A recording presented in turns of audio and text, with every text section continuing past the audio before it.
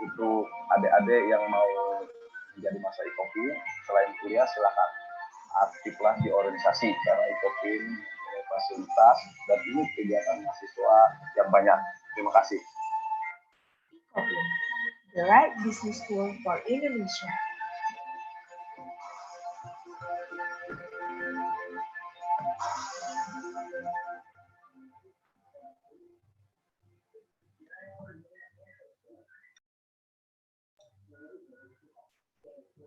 Oke, silakan Pak Eri masuk, Pak. Mangga.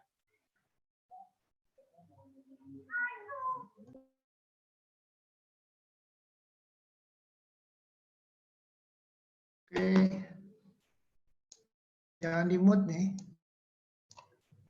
Assalamualaikum, Ardi. Ardi, tolong dibuka dong. Tolong dibuka mute-nya, mouse, suaranya.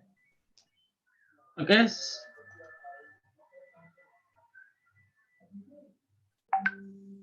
Oke, sudah Pak. Sudah, mute-nya sudah Pak. Oke, sudah Pak. Baik. Sudah terdengar Pak. Oke. Baik. Silakan. Baik, terima kasih. Bismillahirrahmanirrahim. Assalamualaikum warahmatullahi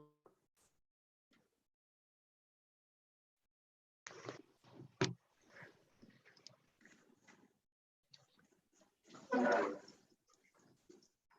Ya.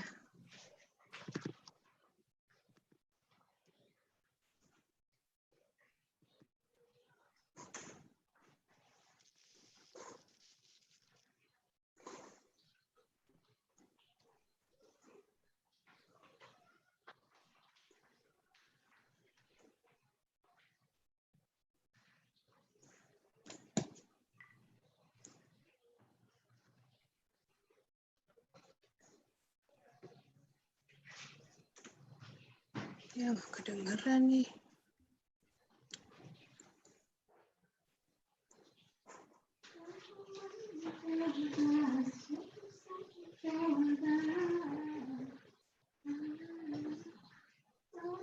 Jadi terima kasih kepada Ibu dan Bapak sekalian yang sudah berkenan hadir dalam webinar hari ini.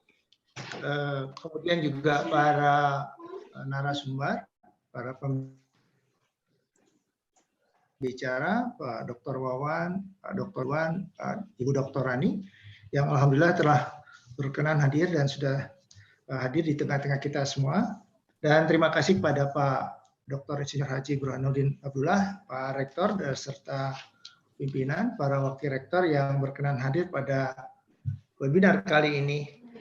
Kemudian sebelum kita mulai, barangkali kami perlu sampaikan terlebih dahulu apa pentingnya atau latar belakang dari webinar konvergensi komunikasi dalam penguatan petani dan koperasi saat dan pasca pandemi.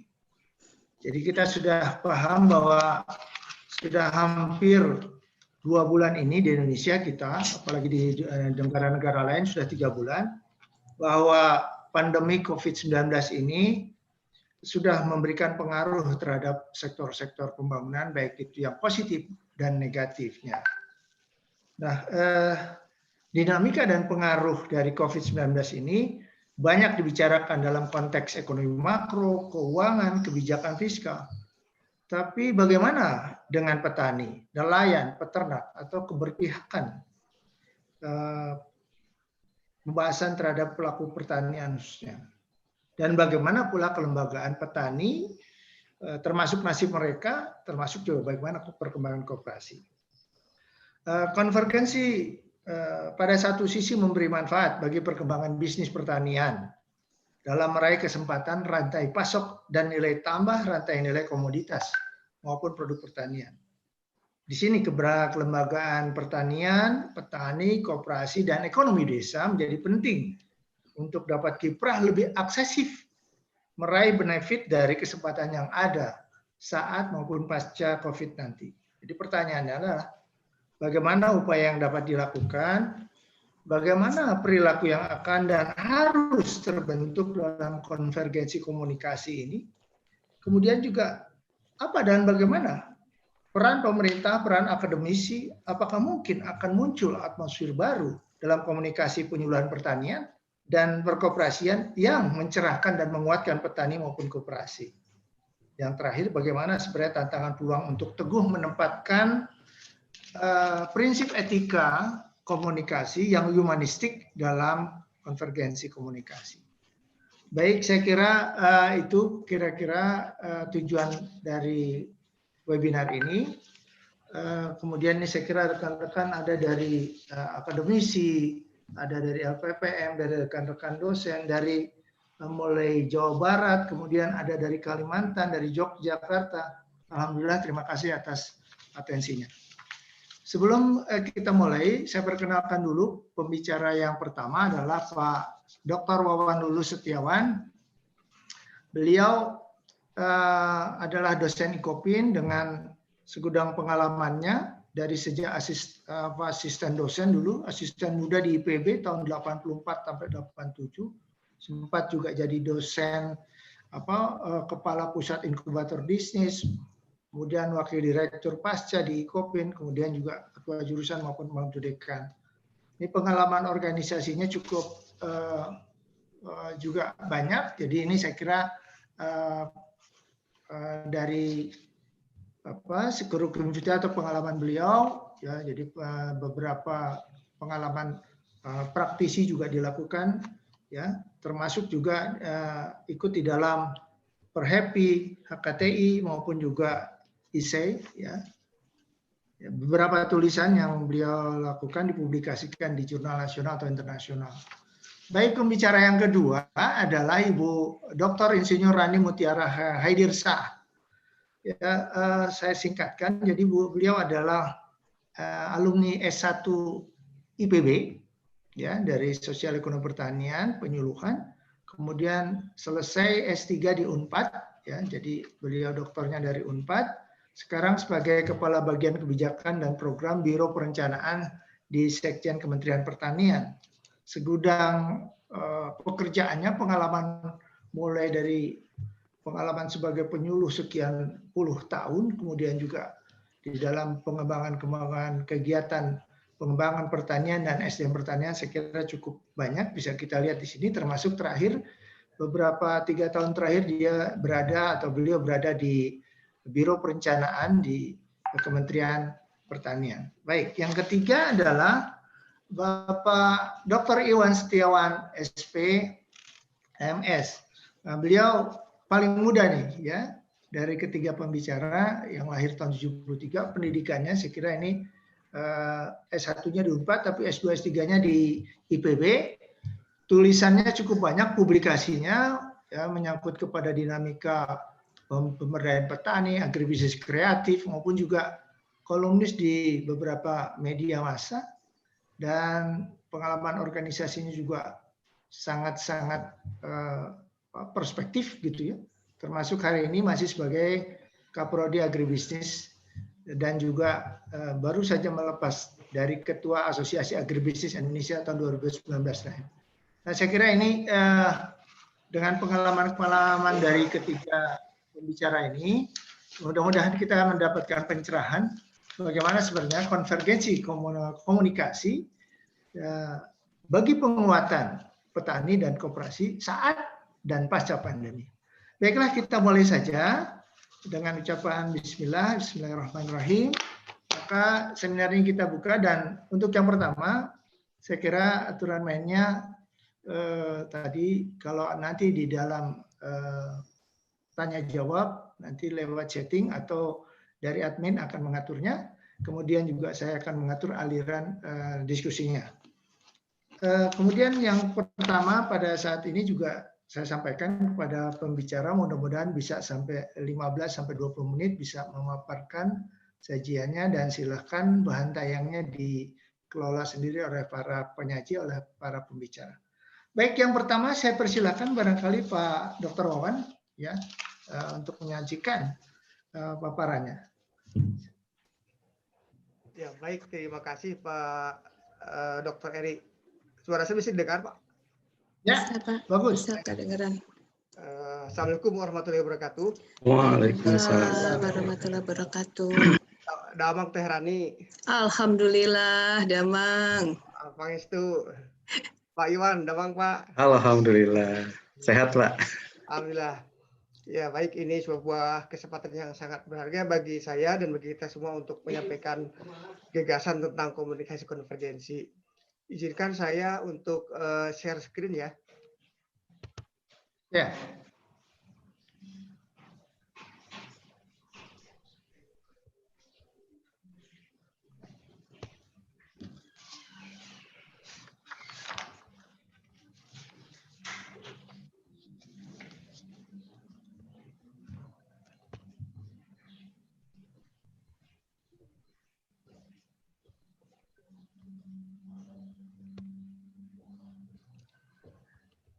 Bisa muncul nggak Pak di sini? ya.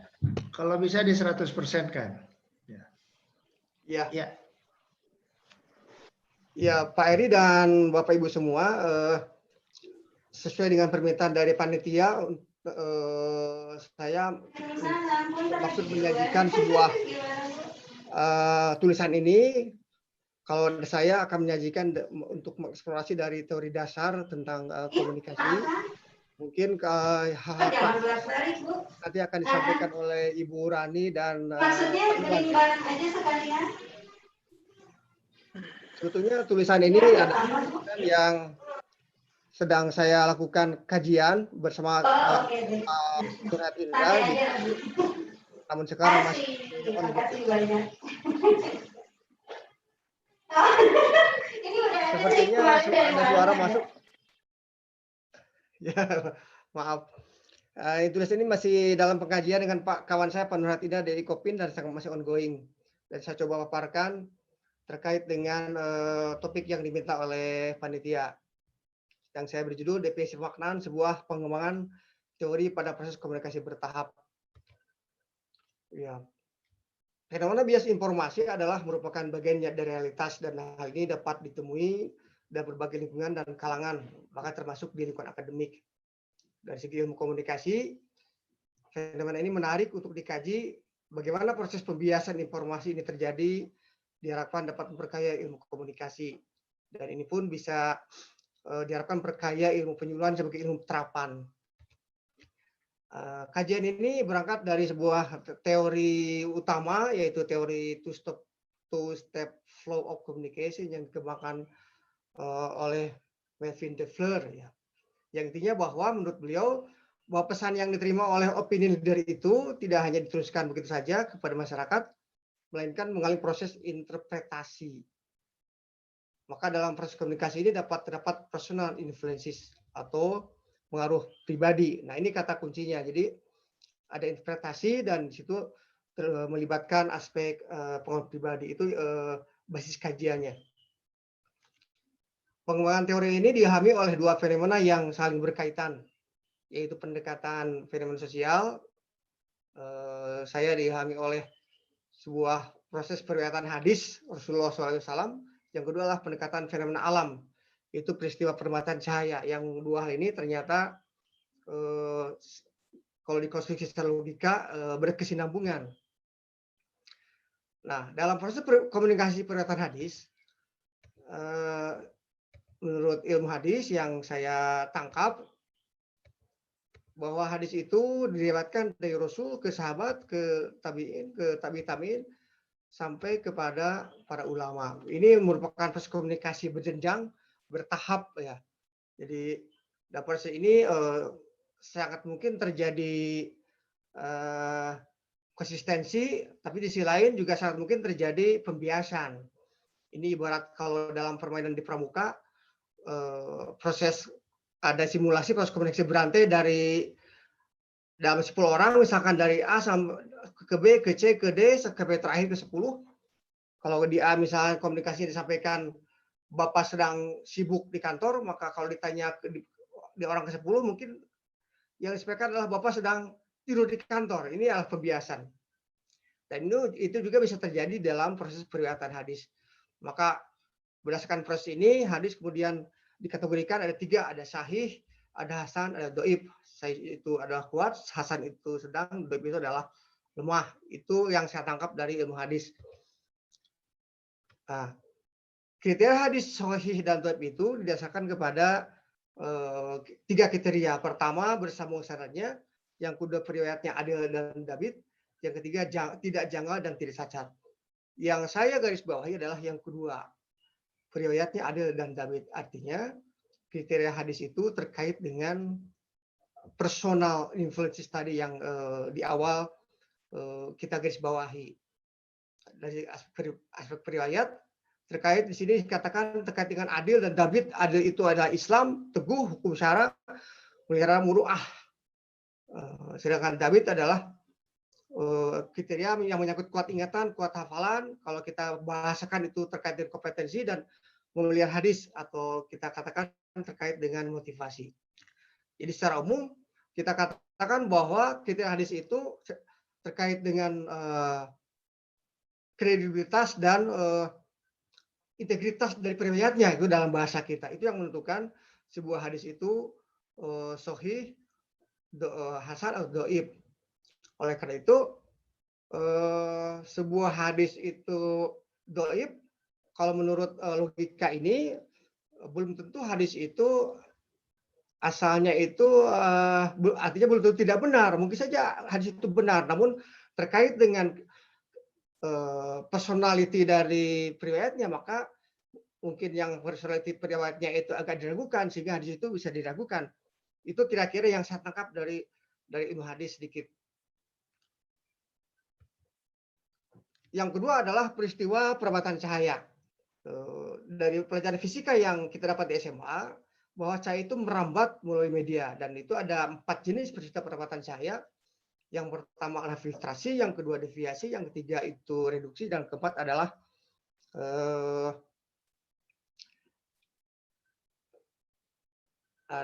saya lupa, nanti kita sambil membahas. Proses filtrasi cahaya ini digambarkan menurut teori fisika itu, jika sumber cahaya dirambatkan cahaya putih, jadi cahaya itu aslinya putih, yang merupakan kumpulan dari berbagai warna cahaya menurut teori fisika seperti itu. Didapatkan melalui filter, maka di situ akan mengalami proses filtrasi.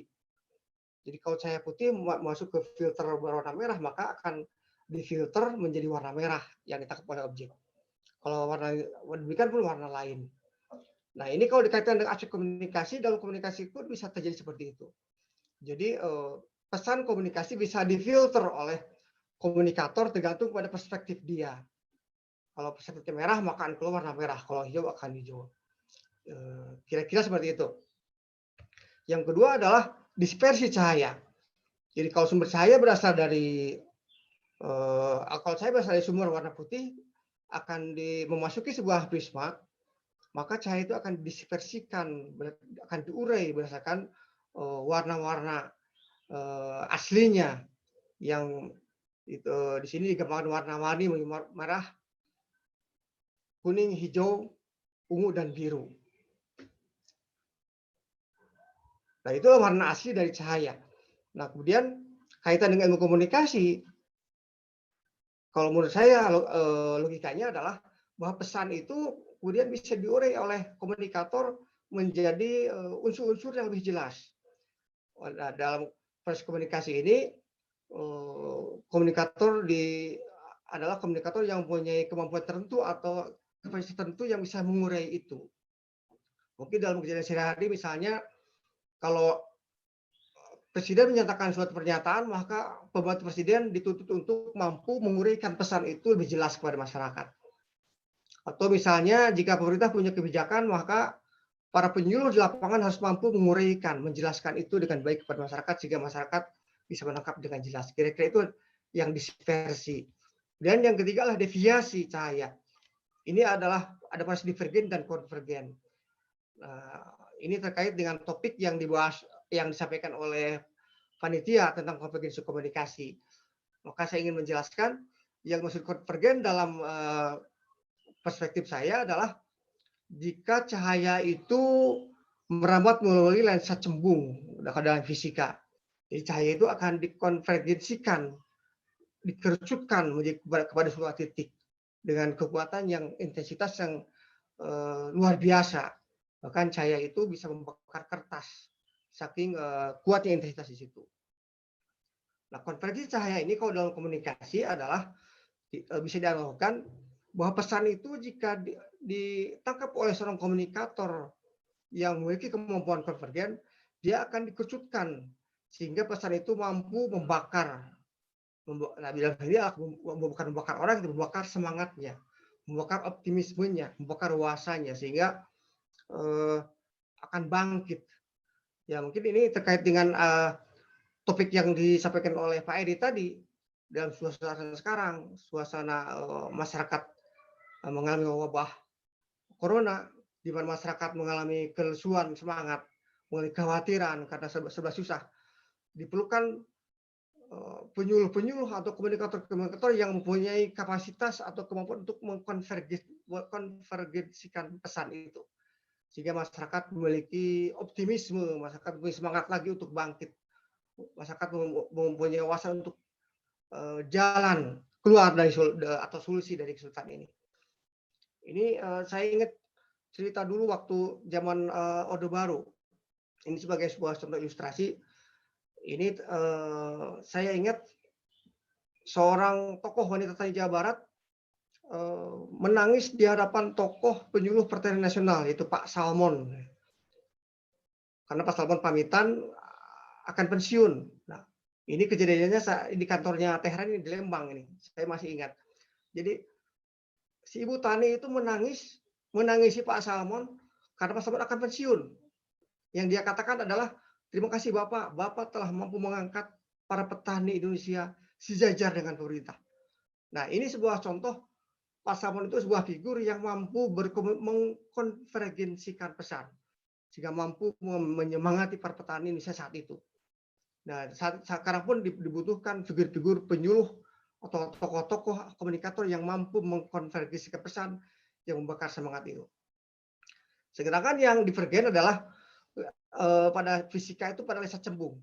Jadi, cahaya itu divergenkan, jadi lebar, sehingga namun intensitasnya menjadi berkurang. Nah, dalam komunikasi bisa terjadi pesan itu divergenkan, jadi malah jadi agak tersamar. Yang keempat adalah reduksi cahaya. Reduksi itu artinya cahaya itu dipantulkan oleh dinding, direduksi sebagian cahayanya. Yang tadinya merah, kuning, biru, hanya yang keluar adalah kuning dan biru ya. Maka yang tertangkap warna di dinding itu adalah kuning dan biru saja. Ini dalam komunikasi bisa terjadi seperti itu. Jadi pesan yang banyak kemudian ditangkap oleh komunikator yang lanjutkan hanya pesan tertentu saja, sesuai dengan perspektifnya atau sesuai dengan kepentingannya atau interestnya. Ini bisa positif, bisa negatif. Kalau positif mungkin terjadi, dia akan menyortir yang dia tuliskan ada ya pesan yang baik saja. Tapi kalau misalkan dalam kondisi yang tidak baik, maka yang dia tuliskan adalah yang negatif saja. Maka mungkin dalam keseharian, misalnya sering kita dengar istilah provokator. Nah, provokator itu adalah dalam kasus reduksi ini. Itu kira-kira teori dasar yang ingin saya kembangkan dalam kajian ini yang kami lakukan. Maka berdasarkan ini, kami melihat bahwa ada analogi antara pesan dan cahaya, antara proses fisika dan proses sosial. Kalau dalam perputaran cahaya ada sumber cahaya, media dan objek penyinaran itu sebagai unsur-unsurnya.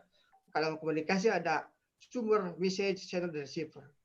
Maka dalam proses cahaya dan media atau pesan dan channel ini dapat menjalani proses filtrasi, deviasi yang mencakup divergen dan konvergen serta dispersi dan reduksi. Itu basis kerangka pikirnya. Bagaimana contoh dalam realitas terjadi deviasi pemaknaan itu.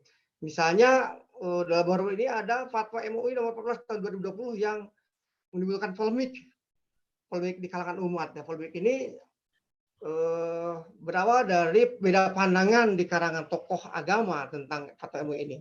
Masing-masing tokoh menafsirkan, memfilter fatwa itu berdasarkan perspektifnya.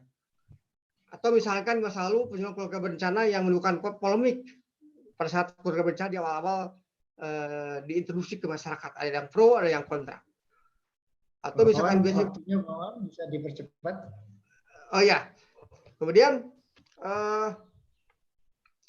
ini sedikit sedikit sebuah contoh bahwa bagaimana bias informasi itu terjadi dari sebuah video.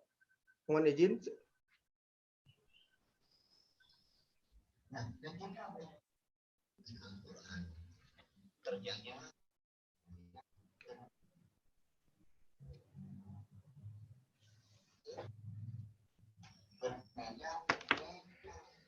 Putus-putus Pak Wan, mungkin bisa di skip dulu. Bisa Ya, langsung di aja. skip dulu barangkali Pak Wan. Ya. Nah, implikasi pada komunikasi pembangunan. Jadi di masa Orde Baru komunikasi pembangunan itu kalau kita lihat mengalami kejayaan ya. Penyuluhan begitu semarak. Bahkan saya ingat di situ ada program yang namanya Pertasi Kencana, jadi sinergi antara program pertanian, koperasi dan program bencana. Namun sekarang kelihatannya agak meredup dan komunikasi sekarang ke masyarakat itu dibombardir oleh komunikasi melalui media sosial. Maka sebetulnya komunikasi pembangunan melalui para komunikator, para tokoh, para penyuluh itu masih diperlukan maksudnya adalah untuk mengklarifikasi informasi-informasi yang beredar yang seringkali itu tidak benar, hoax ya kepada masyarakat. Nah, terkait dengan teori cahaya itu, pesan komunikasi bisa dikatakan adalah sebuah cahaya dan para komunikator adalah pemberi cahaya. Maka saya berupaya mengkaitkan antara teori cahaya ini dengan lafaz dalam Al-Quran, maksudnya untuk memvalidasi. Ada frase atau ada lafaz dalam Al-Quran yang mengatakan an-ahli qaumuka minadul mati ila nur. Keluarkanlah kaummu dari gelap gulita kepada cahaya terang benderang. Nah, maknanya lafaz ini memerintahkan adanya proses transformasi dari ajulmat menjadi anur. Ajulmat itu artinya gelap, anur artinya cahaya. Maka secara tekstual di sini ajulmat berarti sesat dan anur berarti petunjuk. Namun secara kontekstual ajulmat berarti kebodohan dan anur berarti ilmu. Dengan demikian sebetulnya Al-Quran memerintahkan proses transformasi itu dari kebodohan menjadi ilmu. Sedangkan dari ilmu penyuluhan, transformasi lebih diuraikan dari tidak tahu menjadi tahu, dari tidak mau menjadi mau, dan tidak mampu menjadi mampu. Dan semuanya ini adalah menjadi satu paket yang membentuk behavior atau perubahan perilaku. Maka kita katakan bahwa proses ilmu penyuluhan itu ilmu yang sesuai dengan apa yang di Al-Quran. Maka saya katakan ilmu itu tervalidasi dalam perspektif saya. Maka ilmu ini adalah valid. Namun kalau seringkali dibahas kalau bisa berlanjut, mana yang lebih utama? Apakah kognitif, afektif, psikomotor dalam komunikasi pendidikan? Maka ini ada seringkali diskusi mana yang lebih utama. Tapi berdasarkan pandangan dari para pakar pendidikan, yang lebih utama adalah aspek sikap. Karena aspek sikap itu akan mendasari seseorang untuk merespon sebuah ilmu. Jadi orang yang sikapnya baik, dia akan terus berupaya untuk belajar dan mencari ilmu. Dan ini tervalidasi oleh sebuah dalil yang mengatakan al-adabu fauqal ilmi. Adab itu lebih tinggi dari ilmu. Ini implikasinya apa? Implikasinya bahwa di lembaga pendidikan itu sudah seyogianya mengutamakan aspek sikap dan jangan sebaliknya mengesampingkan aspek sikap atau aspek adab itu.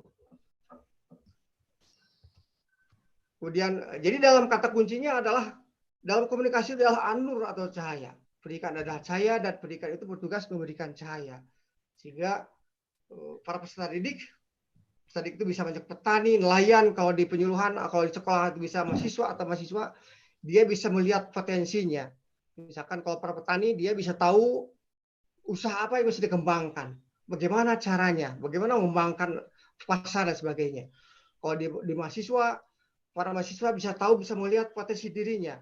Kemana dia harus melanjutkan, kemana dia bekerja. Itulah ukuran bahwa pendidik itu bisa menjalankan tugas dengan baik. Para peserta didik bisa melihat potensinya, bisa mengembangkan potensinya. Itu ciri adalah ukuran keberhasilan seorang pendidik. Kemudian dalam hal ini pendidikan itu ada semua baik guru, dosen, ustadz, penyuluh dan sebagainya. Maka pada proses transformasi hanya dapat dilakukan dengan komunikasi yang tepat, baik itu konvergen dan dispersi. Yang dilakukan dengan komunikator yang kompeten dan lurus. Kembali ke pertanyaan yang diminta oleh panitia, bagaimana peran komunikator dalam masa dan pasca pandemi? Saat ini sebagaimana kita tahu masyarakat sedang berada dalam kondisi gelap, suram dalam dua hal, baik secara psikologis, mereka ada ketakutan, kekhawatiran dari kesehatan. Namun juga dalam kenyataannya kondisi ekonomi yang semakin sulit di semua sektor, baik sektor perkotaan atau pedesaan, sektor pertanian, industri, sektor besar dan kecil, semuanya suram. Maka diperlukan cahaya atau nur yang mencerahkan, yang baik secara psikologis akan memberikan optimisme kepada masyarakat dan saat nyata akan bisa memberikan petunjuk atau jalan untuk bangkit. Bagaimana jalannya? Itu diperlukan tokoh-tokoh komunikator yang baik, yang mumpuni, yang punya kemampuan konvergensi komunikasi itu. Dan ini harus dibantu oleh pemerintah yang membantu secara real, karena pemerintah punya kemampuan dan kebijakan untuk aspek itu. Maka kuncinya adalah dalam kesempatan ini, maka semua masyarakat, semua tokoh komunikator, penyuluh, pendidik, maka bersatu, bersinergi agar menjadi sebuah kekuatan cahaya yang menerangi masyarakat, sehingga masyarakat punya optimisme dan punya pengetahuan untuk berjalan melanjutkan hidupnya keluar dari kesulitan ini. Saya kira PR itu yang bisa saya sampaikan. Terima kasih. Baik, terima kasih Pak Wan. Mohon share-nya ditutup Pak Wan. Baik, saya kira tadi kita sudah simak walaupun waktunya cukup sempit gitu ya. Dari penelitian yang Pak Wan sampaikan dan konsekuensi terhadap atau bagaimana implementasi di dalam suasana COVID ini, diantaranya adalah bagaimana sebenarnya komunikasi ini harus memberikan pencerahan, ya, bagaimana memberikan cahaya ya yang konvergen bagi masyarakat. Demikian juga nantinya saya kira pasca pandemi ini juga sama. Jadi bagaimana sebenarnya konvergensi itu didorong oleh konvergensi teknologi juga yang menuju konvergensi komunikasi yang muncul akhirnya tadi diantaranya adalah adanya hipersosial begitu ya. Baik, saya kira selanjutnya mudah-mudahan ini Teh Rani bisa menyampaikan bagaimana sebenarnya peran pemerintah ya. Apakah komunikasi pembangunan seperti apa yang bisa mencerahkan atau menguatkan petani ini dan juga pasca pandemi nanti bagaimana. Baik, saya kira saya silakan saja kepada Dr. Insinyur Rani untuk menyampaikan paparannya. Mudah-mudahan tidak lebih dari 20 menit. Silakan Bu. Silakan. Baik.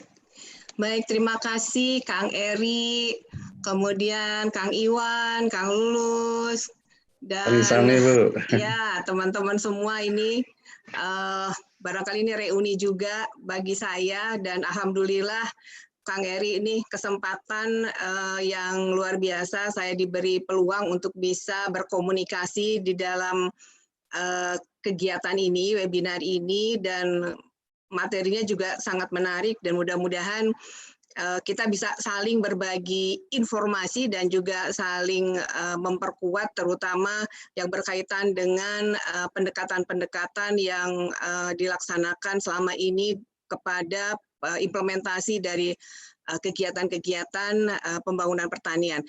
Saya akan share bahan dulu sebentar berkaitan dengan apa yang mana ini. Oh, ini dia. Ya. Baik. Ya. Oke, ya. Ups, kono 3. Ups. Ya. Baik, saya akan mencoba untuk menyampaikan bagaimana Kementerian Pertanian berupaya dalam penanggulangan khususnya dampak ekonomi dari pandemi COVID-19 ini. Dan barangkali ini ada strategi yang dilakukan oleh Kementerian Pertanian sejak adanya masalah COVID ini, wabah COVID ini. Pak Menteri telah mencoba untuk membuat 3 strategi. Jadi ada agenda yang istilahnya agenda emergensi, kemudian agenda temporary, dan juga ada agenda jangka panjang. Kalau agenda jangka panjang barangkali ini sama lah dengan apa yang ada di dalam RPJMN ataupun Renstra ataupun yang memang target-target Kementerian Pertanian.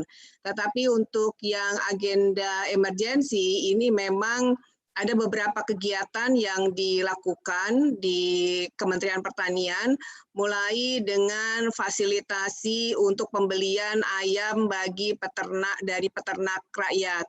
Kemudian juga menunaikan harga gabah petani, di sini juga berkaitan dengan adanya membangun buffer stock di daerah, kemudian juga ada fasilitasi bantuan pangan yang dilakukan oleh Kementerian Pertanian, termasuk juga padat karya dan social safety net, dan mengembangkan pasar dan toko tani dan mitra tani, toko mitra tani yang dikembangkan. Jadi ini yang dilakukan oleh Kementerian Pertanian.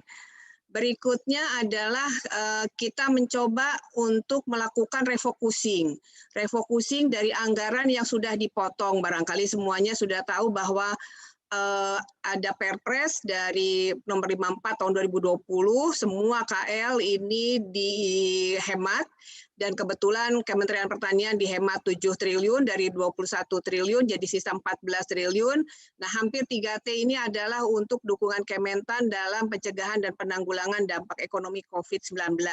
Jadi bisa dilihat ada dukungan pencegahan penularan, kemudian pengamanan ketersediaan pangan, dan juga social safety net. Jadi ini kegiatan-kegiatannya sudah disiapkan sedemikian rupa. Namun demikian, nah ini refocusingnya apa saja? Kegiatan yang dilakukan, pertama adalah bantuan benih dan bibit, kemudian bantuan alsintan, pra dan pasca panen, karena kita menyadari betul sekarang ada social distancing, kemudian segala physical distancing, maka petani pun juga tidak bisa macul rame-rame sehingga ada beberapa bantuan alsintan yang diberikan.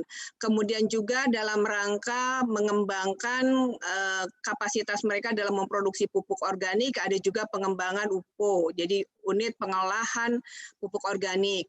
Kemudian dalam rangka ketahanan pangan keluarga dikembangkan juga di bantuan dalam bentuk pekarangan lestari.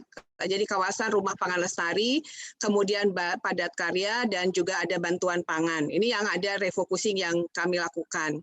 Nah, namun demikian sama seperti yang disampaikan tadi oleh Kang Lulus ya, bahwasanya ini ada gap antara kebijakan, kemudian dari implementasi dan juga adopsi. Ini yang memang menjadi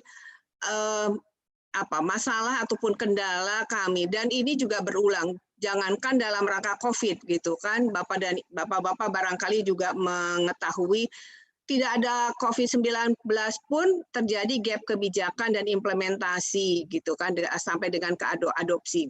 Yang pertama adalah mungkin nanti silakan untuk dianalisis atau ditelaah oleh teman-teman akademisi bagaimana kualitas kebijakan publik dari Kementerian Pertanian.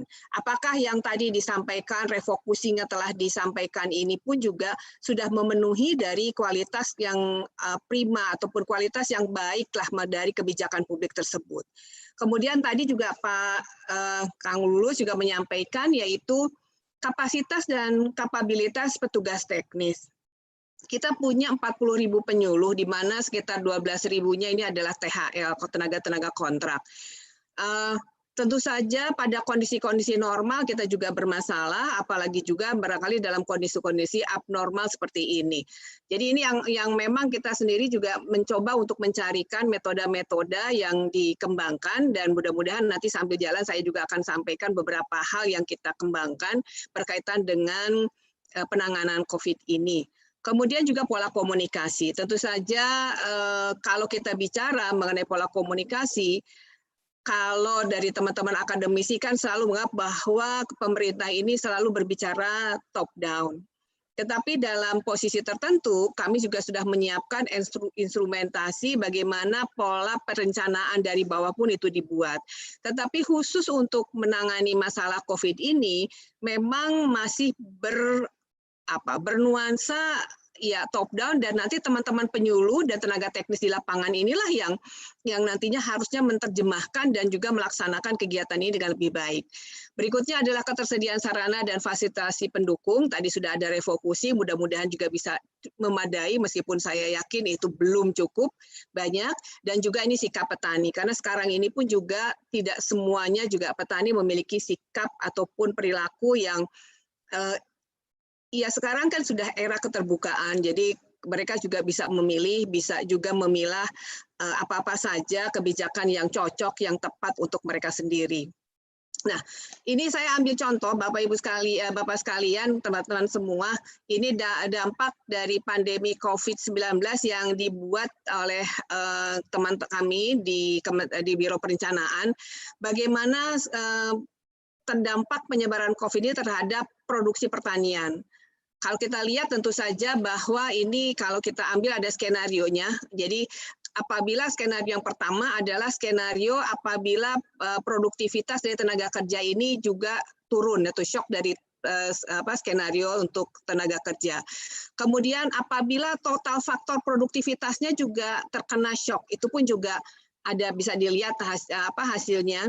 Dan kemudian juga ada skenario yang ketiga adalah apabila perdagangannya pun juga terdampak gitu kan. Jadi memang kelihatan bahwa memang semuanya juga tidak ada untung-untungnya nih kelihatannya. Jadi kami juga sudah melihat termasuk juga dalam harga komoditas pertanian dan non-pertanian. Jadi kalau kita lihat harga komoditas sekarang ini pun juga beranjak naik. Meskipun di beberapa kondisi ada juga yang terjadi anomali. Nah tadi makanya ada di dalam strategi Kementerian Pertanian membeli ayam dari ternak rakyat, karena ternyata pada saat begini ayam kok ya murah gitu di bawah dari HPP-nya Kemendak 19.000. Ini pun juga menjadi satu hal yang monggo silakan untuk kita analisis bersama bagaimana rantai pasok. Tadi Pak Eri menyampaikan adanya rantai pasok yang juga nanti harus kita tembus. Meskipun sekarang ini pun juga dalam kaitannya dengan PSBB banyak juga distribusi logistik yang tertahan dan juga istilahnya restriksi-restriksi lain yang datang yang berbeda antara satu daerah dengan daerah lain. Ini pun juga menjadi permasalahan tersendiri. Nah, jadi ini yang kami coba untuk menyiapkan apa-apa saja sih pola komunikasi dan interaksi khususnya dengan kegiatan usaha tani. Yang pertama kita kan sudah punya dalam masa pandemi COVID ini kita ada social dan physical distancing. Kemudian ada protokol kesehatan. Kemudian juga ada kita mengembangkan juga yang memang dikembangkan dan sekarang ini sudah menjadi tren dalam masa COVID ini adalah komunikasi digital yang semakin tinggi. Jadi kalau kita lihat arus ataupun laju komunikasi digital ini melonjak sangat kuat, dan satu lagi bekerja dari rumah. Sementara petani, penyuluh pertanian itu pun juga harus bekerja dengan di lapangan. Nah, satu yang barangkali kami coba sampaikan, jadi ada beberapa, jadi nanti ada beberapa laman web ataupun juga panduan-panduan bagi para penyuluh dan juga para petani, meskipun tidak kita tidak secara meluas karena tentu saja keterbatasan dari juga sinyal dan lain sebagainya. Ini pun juga menjadi masalah bagi kami. Yang pertama adalah menerapkan protokol kesehatan. Jadi saya ambil contoh ini untuk padat karya. Presiden dan juga Ibu Menteri Keuangan, Menko Perekonomian selalu menyampaikan bahwa kita harus padat karya. Ini berbeda barangkali dengan apa yang disampaikan oleh misalnya Kementerian Kesehatan, adanya protokol kesehatan.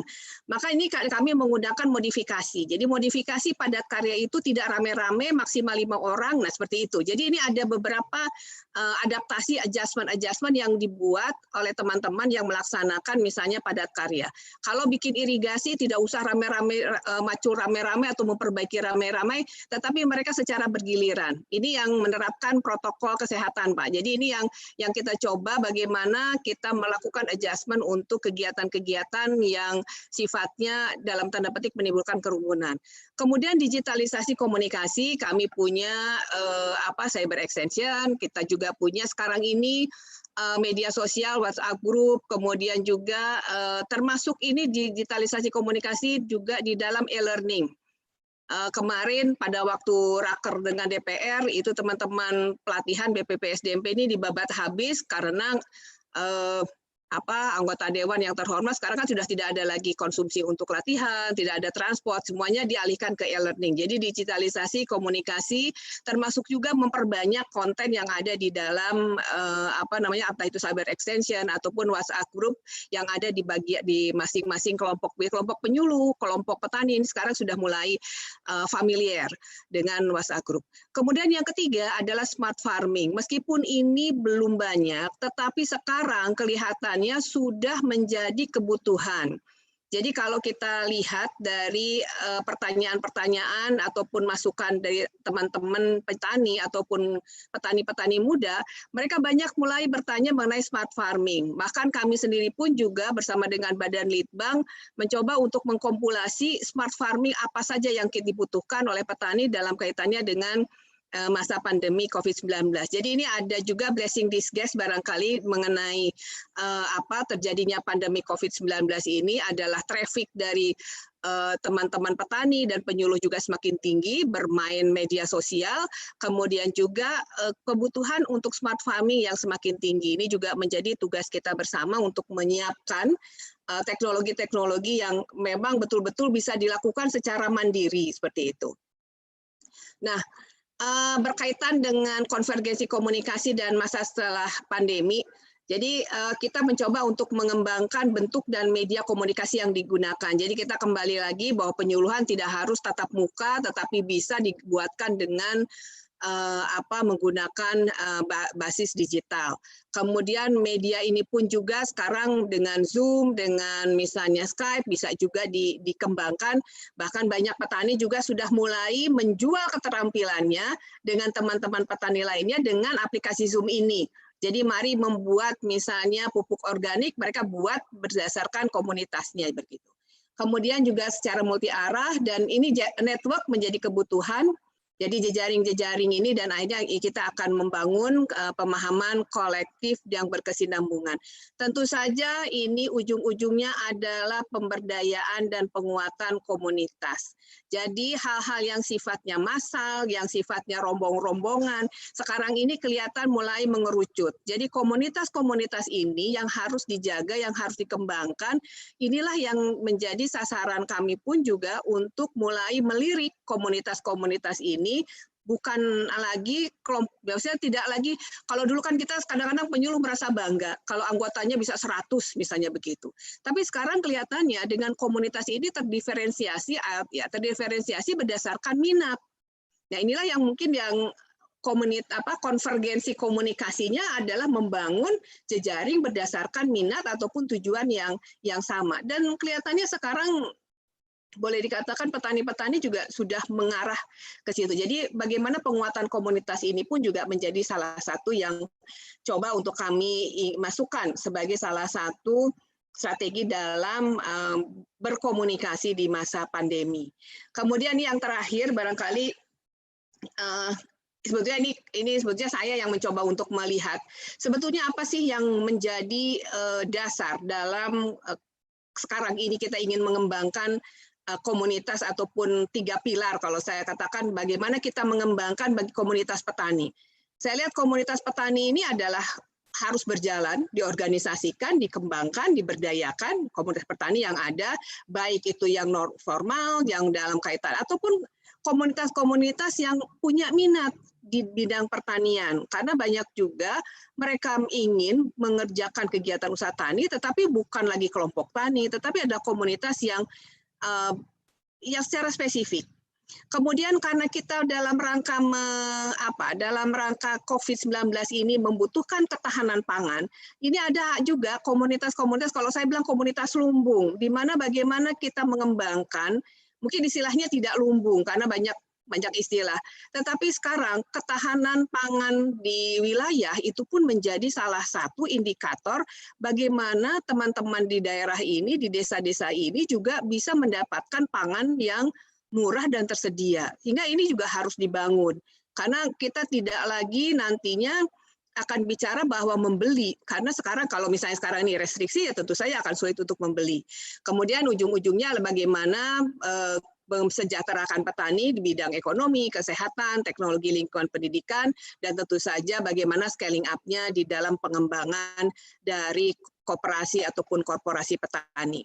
Jadi ini yang saya kira menjadi pencermatan kami, dan masih banyak hal yang perlu untuk dibenahi berkaitan dengan pengembangan petani, kelembagaan petani, maupun juga koperasi. Tentu saja ini masukan dari teman-teman di perguruan tinggi akan sangat berharga, karena pada intinya saya kembali lagi bahwa pada intinya kembali kepada penguatan dan pemberdayaan dari kelembagaan petani, itulah menjadi fondasi dari pembangunan pertanian.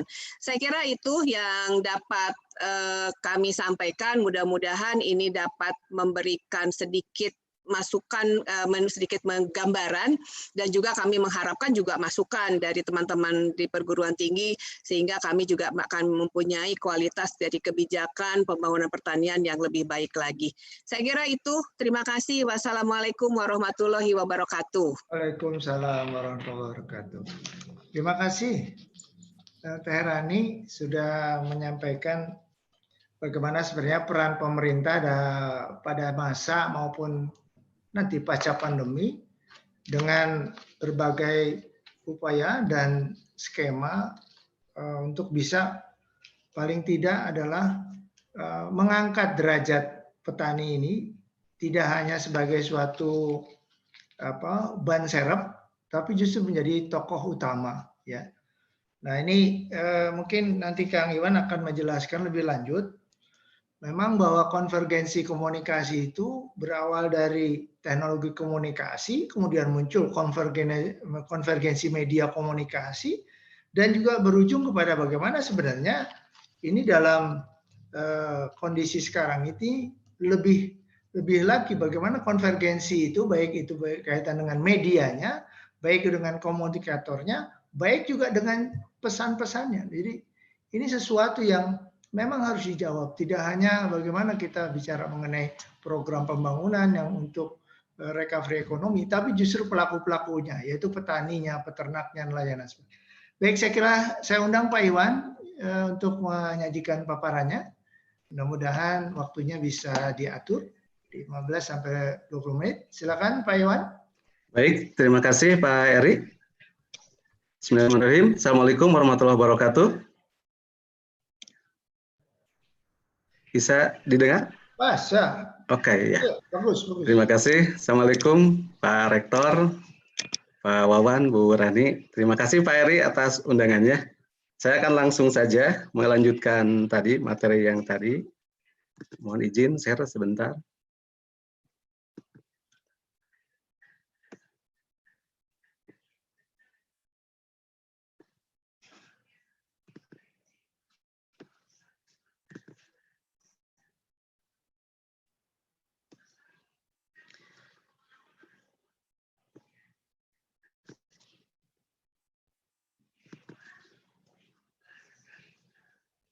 Oke.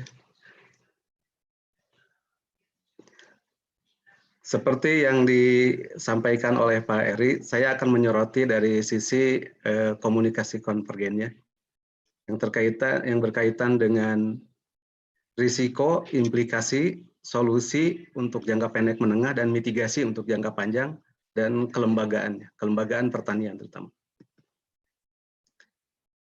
Yang saya pahami dari teori seperti disampaikan Pak Eri tadi, sebetulnya ada 3 teori ya.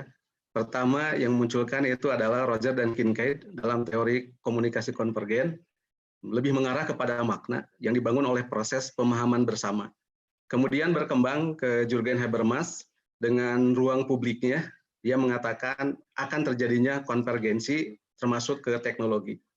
Kemudian dipertegas lagi oleh Mersenne dalam bukunya Heidegger, Habermas, dan Mobile Phone. Dan itu menjadi kenyataan sekarang. Ada dalam genggaman, segala sesuatu bisa dilakukan dari mulai transaksi, komunikasi, menonton, dan sebagainya. Itu inti dari konvergensi. Smartphone yang di genggaman Bapak Ibu semua itu adalah teknologi konvergensi. Akan dimulai dari realitas dan harapan. Kita melihat dari konvergensi komunikasi dalam sistem pertanian. Konvergensi itu di dalam sistem pertanian tidak hanya terjadi pada komunikasinya, tetapi konvergensi dari risikonya. Jadi COVID-19 ini hanya melengkapi saja ya, risiko-risiko yang sudah ditanggung oleh petani, termasuk perubahan iklim ekstrim, bencana alam, bencana kebijakan, konversi lahan itu bencana kebijakan menurut saya, homogenisasi komoditas ya, kemudian bencana sosial politik mungkin yang mungkin saja terjadi ke depan, embargo, konflik, kerusuhan dan sebagainya. Ini berbicara tentang pesannya kata Pak Eri tadi. Kemudian yang kedua adalah konvergensi korban. Jika kita selama ini melihat pelaku utama saja petani, peternak, nelayan, sekarang bersifat menyeluruh. Karena termasuk di dalam yang terkena dampak COVID-19 ini adalah penyedia input, distributor, pelaku pemasaran, pelaku pengolahan atau UMKM, dan konsumen sendiri. Gitu ya. Termasuk pemerintah di dalamnya. Kemudian untuk pendekatannya jelas tidak mungkin dilakukan secara parsial. Ya. Secara divergen, meminjam istilah Pak Wawan tadi, juga dilakukan secara konvergen. Strategi, solusi, dan mitigasinya.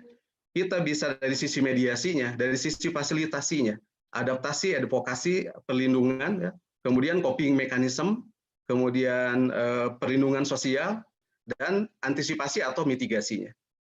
Kemudian dari sisi pelaku, karena dalam komunikasi konvergen tidak dikenal adanya sumber dan penerima, kedua-duanya adalah partisipan komunikasi. Maka termasuk dalam hal ini adalah kelembagaan. Siapa itu? Pemerintah dari pusat sampai tingkat desa.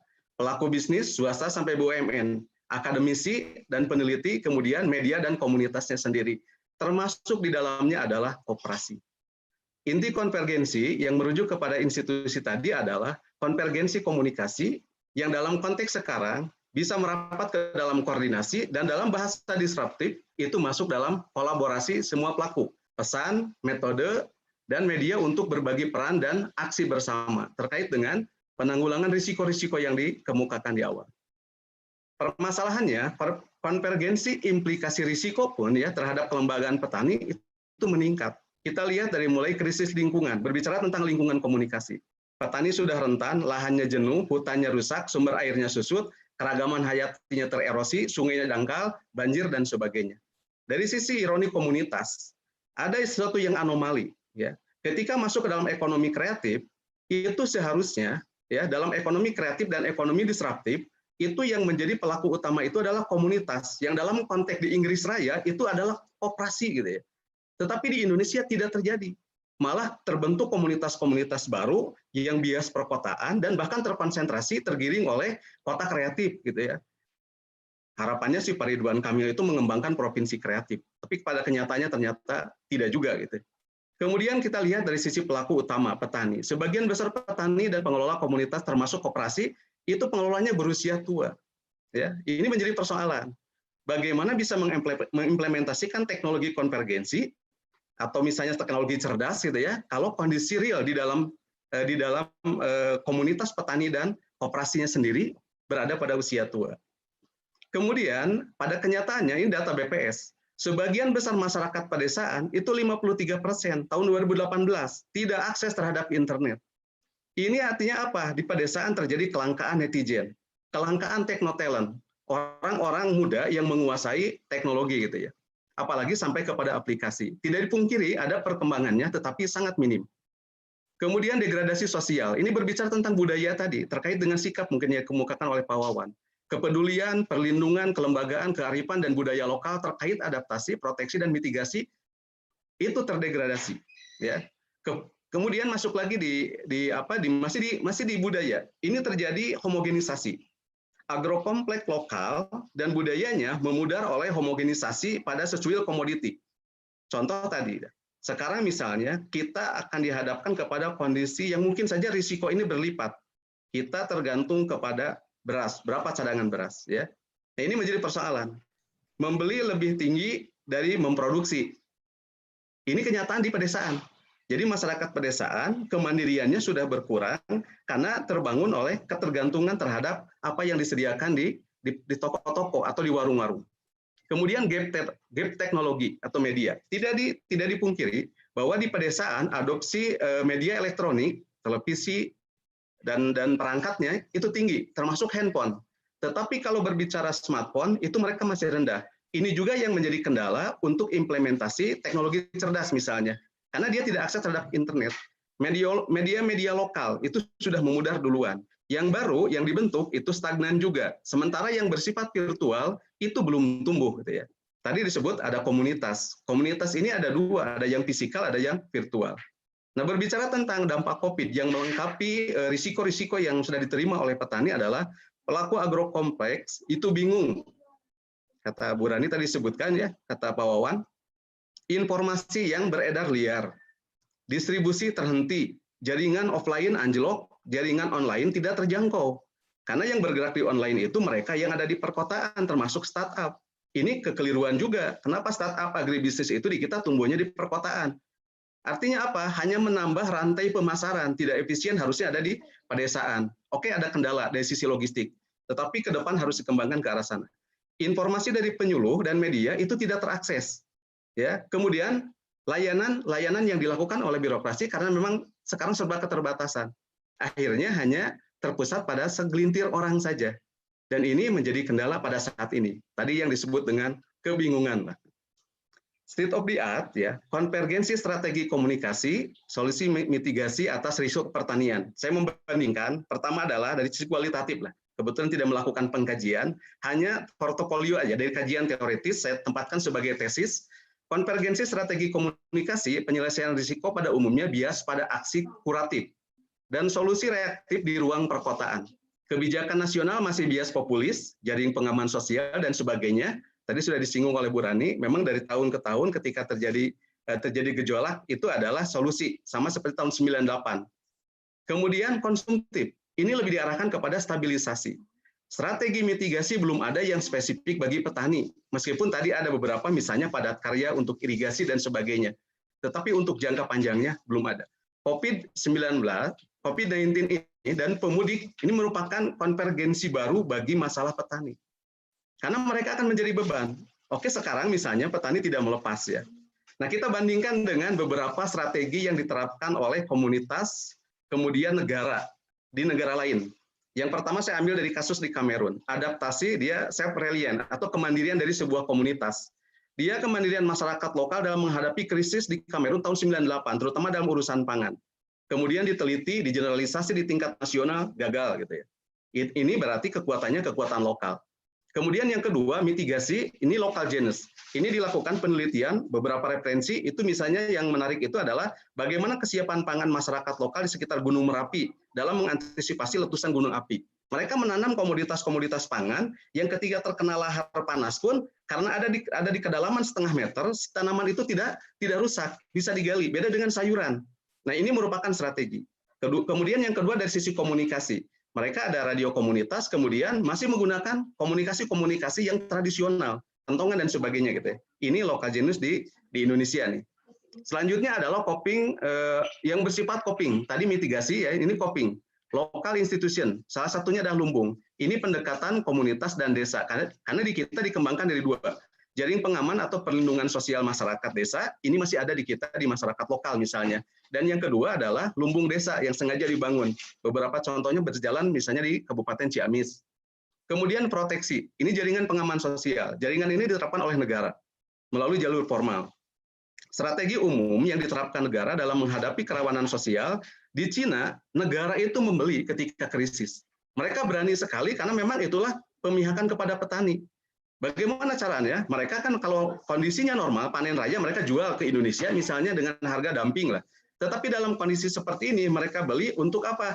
Untuk dibalikan kepada mereka yang tidak akses. Nah ini untuk keringanan. Jadi JPS jangan dilakukan dengan memberikan misalnya sekarang dari luar semuanya, tetapi bagaimana memanfaatkan yang dari lokal. Kemudian negara dan komunitas, ini kolaborasi strategi komunikasi, adaptasi, ini tiga-tiganya dipakai ya. Beberapa strategi disatukan, ini dipakai di Kanada, Jepang, nah, kemudian di New Zealand. Kenapa New Zealand cepat gitu ya? Karena mereka punya ini, strategi kolaborasi, adaptasi, coping mechanism, kemudian satu lagi mitigasi disatukan. Artinya mereka punya perencanaan jangka panjang. Kemudian selanjutnya adalah sintesisnya. Dari tesis dan antitesis tadi, konvergensi solusi mitigasi risiko dalam sistem pertanian. Yang pertama adalah koliterasi. Literasi dan kampanyekan produksi agrokompleks kembali ke diversifikasi pangan. Apa boleh buat? India, Turki, berani mereka. Dari tadinya ketergantungan kepada gandum, mereka sekarang berbalik kepada 7 komoditas. Dari mana? Mereka mengembalikan ke negara-negara bagian. Nah ini salah satu strategi. Kenapa? Karena ke depan itu, risiko-risiko yang akan ditanggung mungkin dari kekeringan yang lebih panjang. Mungkin bisa saja bendungannya jebol gitu ya, atau misalnya kehilangan energi, dan ini antisipasi. Kemudian bukan hanya kepada pangan, tapi juga komoditas unggul lokal. Kemudian reduksi konsumsi beras. Nah, ini mungkin Bu Rani PR kita.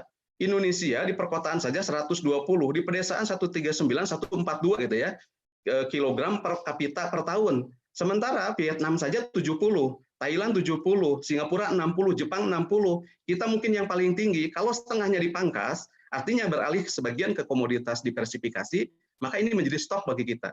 Pemerintah kota harus investasi pangan. Jadi kota itu jangan hanya konsumen. Kelebihan anggarannya itu harus berinvestasi supaya dia juga punya lumbung gitu ya. Nah, dalam kondisi seperti ini tidak akan menggerogoti stok yang ada di pemerintah. Jadi si pemerintah kota juga kan pemerintah otonom gitu ya, maka dia harus berusaha. Lumbung dan beternak budidaya ikan ini harus dibudayakan kembali. Yang kedua adalah strategi kolaboratif.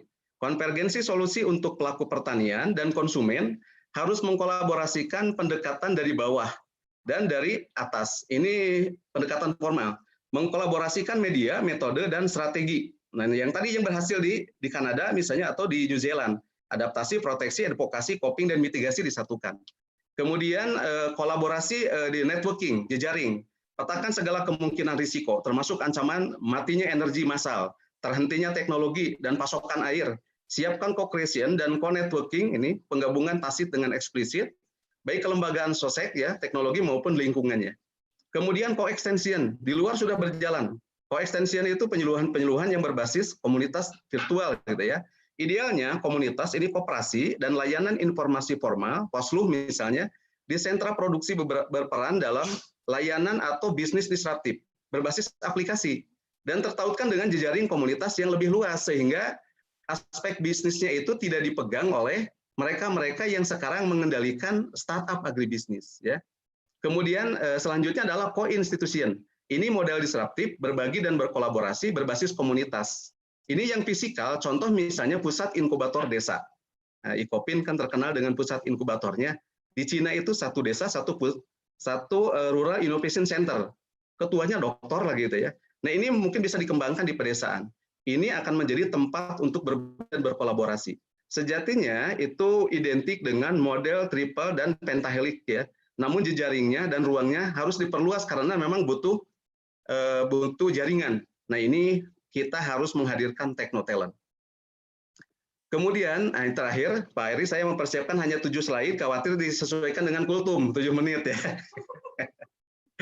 Proposisinya, yang pertama, ini maaf ya, yang pertama adalah karena permasalahan dan risiko petani, ya, ini mengalami konvergensi, maka strategi komunikasi, solusi, dan mitigasinya pun harus konvergen. Dari hulu sampai hilir, bahkan sampai konsumen. Ini untuk post measure sekarang ini gitu ya. Bagi petani, solusi jaminan pemasaran dan layanan produktif, ini strategi negara dan komunitas digital lebih bernilai konvergensi mitigasi. Artinya dikonvergenkan juga gitu. Agar sistem memihak, maka pesan pemihakan kepada petani itu harus diliterasikan, dikampanyekan melalui teknologi konvergensi. Nah, ini harus dari sekarang gitu ya. Kepada generasi, kan sekarang itu under value, nah ini saatnya untuk membangun, mengkampanyekan bahwa kita butuh petani, kita butuh pangan. Jika komunitas organik dan komunitas virtual pelaku pertanian, termasuk KUKM ya, aktif dan terkoneksi dengan jejaring layanan, bisnis dan komunitas yang lebih luas, maka solusi mitigasi atau konvergensi risiko itu lebih terbuka. Yang terakhir, bagi antisipasi perubahan landscape pangan global, pesannya, pertahankan cadangan pangan yang ada, reduksi konsumsi pangan, kembalikan ke diversifikasi pangan. Bagaimana untuk JPS dan sebagainya? Itu diusahakan tadi lah ada alokasi anggaran yang sekian ratus triliun, bahkan 1.600 katanya, itu dimanfaatkan untuk tadi membeli hasil usaha dari petani, nelayan, peternak, kemudian pembudidaya ikan yang mulai sekarang kesulitan menjual gitu ya, itu untuk dijadikan sebagai jaring pengaman gitu ya. Nah ini harganya sekarang sudah anjlok. Kentang saja sudah dijual sekarang oleh teman-teman mahasiswa itu begitu murahnya gitu ya. Kenapa? Karena mereka kebingungan untuk memasarkannya. Sementara panen tidak bisa ditunda. Makin lama berproduksi biaya makin tinggi, termasuk diam. Itu mungkin PR-nya. Itu saja Pak Eri yang bisa saya sampaikan. Terima kasih. Assalamualaikum warahmatullahi wabarakatuh. Terima kasih Pak Iwan. Ya, sangat inspiratif ya. Jadi walaupun antara kami dengan Pak Iwan ini jarang berkomunikasi, kok bisa nyambung ya. Jadi terjawab tadi paling tidak bagaimana sebenarnya petani itu memperoleh kesempatan aksesif ya. Jadi tidak hanya menjadi suatu kelompok yang marginal atau dimarginalkan akibat dari konvergensi komunikasi itu sendiri. Jadi memang bisa jadi konvergensi komunikasi itu atau operasionalnya pelanggan atau petani ini hanya menjadi di belakang gitu. Sementara si media masanya itu yang memperoleh manfaat atau tadi bias perkotaan masih saja terjadi. Baik, saya kira paparan dari ketiga pembicara sudah disampaikan. Mungkin sebelum kepada pertanyaan, Ibu dan Bapak silakan menggunakan Q&A. Nah, sebelum itu barangkali saya perkenankan dulu Pak Rektor barangkali memberikan suatu pandangannya terhadap paparan tadi atau juga mungkin pandangannya berkaitan dengan konvergensi komunikasi dalam penguatan petani dan koperasi ini pada saat atau masa maupun pasca pandemi. Silakan Pak Rektor. Terima kasih. Assalamualaikum warahmatullahi wabarakatuh. Waalaikumsalam. Terima kasih. Ini sore ini saya sudah diberikan banyak ilmu ini oleh Bu Rani, oleh Pak Iwan, Pak Wawan, dan betul-betul bagi saya bukan hanya entertaining, tetapi juga sangat enriching.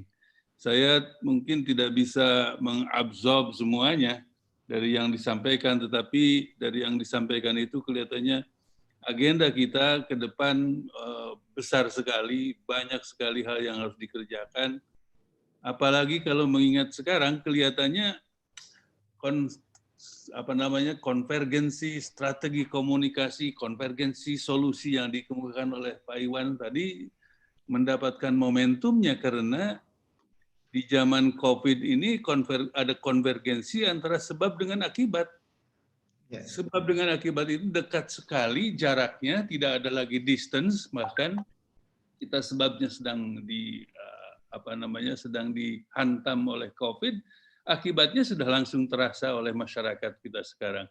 Inilah saya kira yang membuat pemerintah dan kita semua ya bingung sendiri antara sebuah simalakama antara iya dan tidak sama-sama mendapatkan risiko yang sangat besar. Kemudian saya juga terima kasih tuh Pak Wawan lulus tadi saya sudah di upgrade, di entertain dengan ilmu komunikasi. Jadi saya tadi jadi saya ingat tadi ada personal influence yang kata Pak Wawan Lulus itu. Saya pernah baca somewhere somehow waktu dulu itu katanya kalau kata kaum orientalis, karena tadi Pak Wawan itu banyak pakai hadis, jadi saya jadi teringat itu. Kaum orientalis itu mengatakan bahwa Islam itu ada 3 sebetulnya, katanya Pak Wawan. Itu yang pertama adalah Islam yang dilaksanakan oleh Nabi Muhammad, kemudian Islam yang dipikirkan oleh para ulama, para fuqaha. Itu sebetulnya kalau menurut orientalis itu bukan Islam itu, tapi ilmu untuk mendekati Islam. Dan yang ketiga adalah Islam yang dilaksanakan oleh kita semua, yang barangkali itu terjadi bias di dalam perjalanan yang sudah sekian ribu tahun. Karena itulah makanya senang sekali dengan dengan pemahaman tadi, ada teori cahaya, ada teori. Kemudian Ibu Rani, saya penjelasan Ibu itu mengingatkan ke masa lalu saya. Saya itu lulusan SPMA, saya itu pernah jadi penyuluh, jadi bahkan di kalangan para pensiunan SPMA itu pernah ada pikiran kira-kira setahun yang lalu, bagaimana kalau kita volunteer jadi penyuluh pertanian gitu. Karena merasa prihatin dengan situasi pertanian sekarang. Ada kawan saya yang mantan kepala dinas pertanian Provinsi Jawa Barat, dia sama-sama dengan saya, dia adik kelas saya di SPMA, dan dia mempunyai ide tersebut, tetapi kelihatannya tidak bisa dilaksanakan karena satu dan lain hal. Tetapi anyway, Bapak dan Ibu sekalian, ini Pak Iwan, Pak Ibu Rani, terima kasih atas paparannya. Saya senang sekali, saya merasa diperkaya dengan ilmu dan pengetahuan, dan mudah-mudahan ini menjadi amal baik bagi kita semua. Terima kasih. Assalamualaikum warahmatullahi wabarakatuh. Waalaikumsalam. Terima kasih Pak Rektor. Baik, saya kira kita masuk ke sesi tanya jawab. Di sini tercatat ada beberapa pertanyaan, ya, baik itu untuk Bu Rani atau Pak Wan, untuk Pak Iwan. Ya, barangkali ada pertanyaan mengenai salah satunya, misalkan bagaimana sebenarnya implementasi komunikasi dengan kelompok petani pemula dalam situasi COVID maupun nanti pasca COVID. Mungkin Bu Rani nanti bisa menjelaskan. Dan juga beberapa kaitannya dengan bahwa mungkin ke Pak Iwan tadi sudah di beberapa dijelaskan, tapi ada pertanyaan yang agak menohok. Ini konvergensi informasi yang efektif ini kan bukan hanya kaitan dengan massa, tapi juga perorangan, keluarga, lingkungan, dan sebagainya. Sementara informasi serapannya itu memang bisa berbeda-beda setiap orang. Bagaimana sebenarnya ini juga diatasi, baik kondisi saat ini maupun juga kondisi yang ke depan, gitu.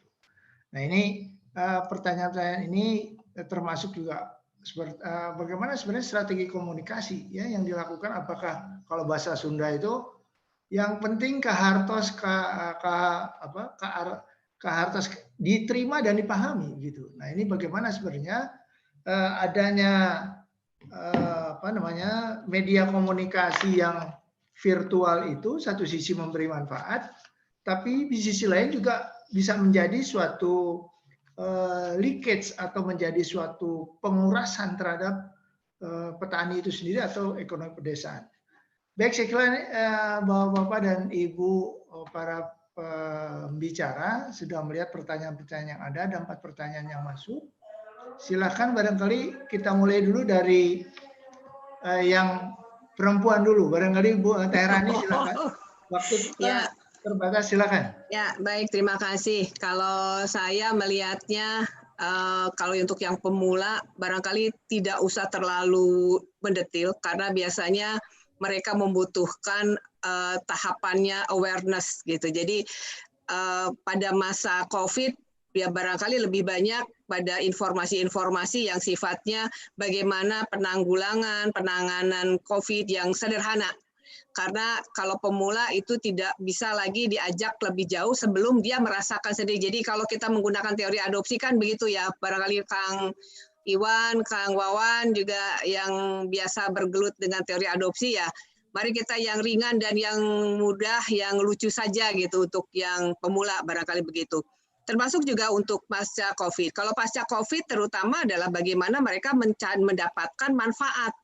Jadi kalau sudah ketahuan manfaatnya, petani itu tahu manfaatnya, tahu untungnya, nah itulah yang harus diberikan kepada teman-teman petani yang dalam kategori pemula. Itu yang pertama. Kemudian juga tadi ada pertanyaan mengenai digitalisasi. Sebetulnya digitalisasi itu adalah titik masuk untuk kepada yang lebih fokus lagi. Dan digitalisasi ini tidak bisa menggantikan pendekatan-pendekatan lain yang sifatnya lebih persuasif, lebih tatap muka. Jadi konteks spesifik lokasi memang sangat diperlukan dan tugas dari tenaga pendamping adalah bagaimana menerjemahkan dari aspek-aspek yang ada di dalam konten-konten digital tersebut. Jadi tidak berarti bahwa kalau sudah digital semuanya bisa tertangani atau tertanggulangi. Saya kira itu yang ringkasnya nanti saya coba untuk jawab dengan di type saja barangkali gitu. Terima kasih Kang Eri. Enggak, mohon Teh Rani. Jadi saya kira itu beberapa jawaban dari Teh Rani mengenai bagaimana sebenarnya strategi komunikasi baik itu dalam masa COVID sekarang maupun pandemi untuk petani ini sendiri. Jadi jangan sampai mereka itu dibiarkan, tetapi bagaimana juga tahapan-tahapannya juga harus terukur di dalam melakukan suatu pemberdayaan atau penguatan pada mereka. Baik, selanjutnya saya kira persilakan Pak Iwan dulu nih, kelihatannya cukup banyak. Silakan Pak Iwan, nanti terakhir Pak Wawan. Ya. Baik, terima kasih Pak Eri. Ini pertanyaannya menarik memang ya. Saya sudah menduga dan pasti akan menjadi pertanyaan. Jadi kalau dikendalikan dari perkotaan seperti oleh startup yang ada seperti sekarang, itu sebetulnya hanya mempertajam rantai pemasaran. Ini siapa yang akan dirugikan? Itu pasti akan jatuhnya ke petani lagi, karena dia adalah price taker gitu ya. Makanya salah satu syarat yang diharapkan supaya komunikasi konvergen itu berjalan dari keluarga, dari komunitas atau dari kelompok, termasuk dari koperasi gitu ya. Maka di dalam yang tadi disebutkan, di dalam kelembagaan masyarakat petani di pedesaan itu, dari mulai keluarga sampai koperasi, itu harus ada anak-anak muda, yang oleh saya tadi disebut techno-talent. Mereka adalah sarjana-sarjana yang terdidik, menguasai IT, gitu ya, yang udah lama di kota pengalaman, artinya setelah selesai sekolah itu, baliklah ke desa. Kelola kelembagaan itu. Mereka lah yang akan menjadi bridging atau bonding gitu ya. Bridging itu penjembatan dari kata Pak Eri, linkage-nya itu gitu ya. Dialah yang akan mentautkannya gitu ya. Nah, bagaimana supaya proses tadi misalnya untuk bisnis atau layanan itu berjalan dari mana, dari pedesaan, maka yang harus dibenahi berikutnya adalah bisnis logistiknya. Supaya tidak bias perkotaan, maka bisnis logistik juga harus digeser ke pedesaan. Artinya di Lembang itu sekarang tumbuh individu-individu ya, pengusaha yang mengembangkan ekspedisi. Dia tidak bertani, tetapi menjadi bagian dari komunitas gitu ya. Nah ini berperan untuk distribusinya. Nah jika di pedesaan bisnis-bisnis berbagi ini ditumbuhkan ya melalui semacam GoFood gitu ya atau Gojek gitu ya, maka otomatis aplikasi teknologi itu positif ke pedesaan, tidak lagi dikuasai oleh orang-orang kota. Ya. Kemudian yang tadi sarjana-sarjana inilah yang harus berperan untuk pembenahan koperasi. Sarjana-sarjana IKOPIN yang sudah dipersiapkan, mereka lulus itu sudah jadi lah. Nah, sekarang kan harapannya gitu ya, kampus Merdeka itu, dia lulus itu sudah jadi manajer koperasi misalnya. Maka dia harus balik ke pedesaan. Dia harus siap termasuk di dalam mengelola tadi. Nah, jika koperasi ini berjalan, ini kan komunitas gitu ya. Yang saya sampai sekarang tidak habis pikir. Ya, alih-alih menguasai ekonomi kreatif, malah sekarang berguguran. Tetapi yang lebih menyedihkan lagi, setelah saya keliling di Jawa Barat, sentra-sentra produksi UMKM rontok di mana-mana. Kita datang misalnya ke Purbaratu, Tasikmalaya. Dulu tuh satu desa 200 pengrajin, sekarang tinggal 20 gitu ya. Itu pun sudah menggunakan bahan baku yang impor. Memang ada sekarang yang tumbuh untuk konveksi dan sebagainya. Itu semuanya hampir didatangkan dari perkotaan. Maka keuntungannya balik lagi ke perkotaan. Nah, ini harusnya bagaimana sekarang yang berbasis sumber daya dikelola lagi oleh koperasi, dikelola oleh SDM yang tadi lah, yang terdidik gitu ya, yang kalau bisa yang milenial, tentu dengan gagasan-gagasannya yang mengaplikasikan teknologi-teknologi cerdas gitu ya, untuk kepentingan bisnis, untuk kepentingan layanan, untuk kepentingan berbagi komunikasi gitu ya. Termasuk tadi ya, kalau koperasi dulu sudah multi layanan atau serba usaha. Itu sekarang lagi ramai. Di Jerman kembangkan multifungsionality gitu ya. Ada sosial, ada ekonomi, ada ekologi. Nah, ini mungkin digeser ke sana. Hanya dengan anak-anak muda inilah yang dalam konsep saya adalah pelaku brain gain itu gitu ya. Jadi sarjana-sarjana yang lama di perantauan itu yang sudah memiliki kapasitas, mereka didorong kembali lagi ke daerah asalnya. Nah, dulu misalnya sekarang Kabupaten Garut Selatan itu bisa kontrak. Misalnya sekarang pemerintah kabupaten memberikan beasiswa, kirim ke IKOP, tetapi ada kontrak di atas materai. Dia akan dibiayai, tetapi dia disiapkan untuk membenahi koperasi-koperasi yang ada di selatan itu. Kira-kira begitu, Pak Eri. Ya, baik. Terima kasih Pak Iwan atas jawabannya. Mungkin juga ini tidak memuaskan semua penanya nih, saya kira. Tapi bagaimana sebenarnya penguatan itu bukan hanya di informasinya, tapi justru tadi di petaninya. Termasuk juga bagaimana mendorong pemuda taninya, saya kira. Itu yang sangat penting. Dan kalau IKOPIN barangkali ada dari Kalimantan, program itu yang Pak Iwan sebut, itu bagiannya adalah itu, kerjasama dengan pemerintah daerah, kemudian bagaimana mereka akan kembali lagi ke daerah.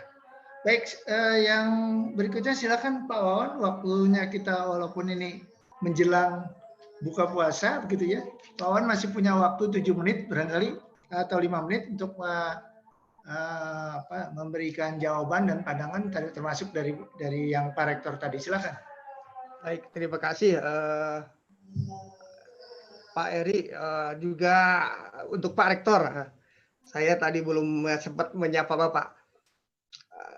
Sebetulnya penjelasan tadi dari Bu Rani dan dari Pak Iwan sudah cukup gamblang. Saya tinggal menambahkan saja sedikit terkait dengan petani pemula itu.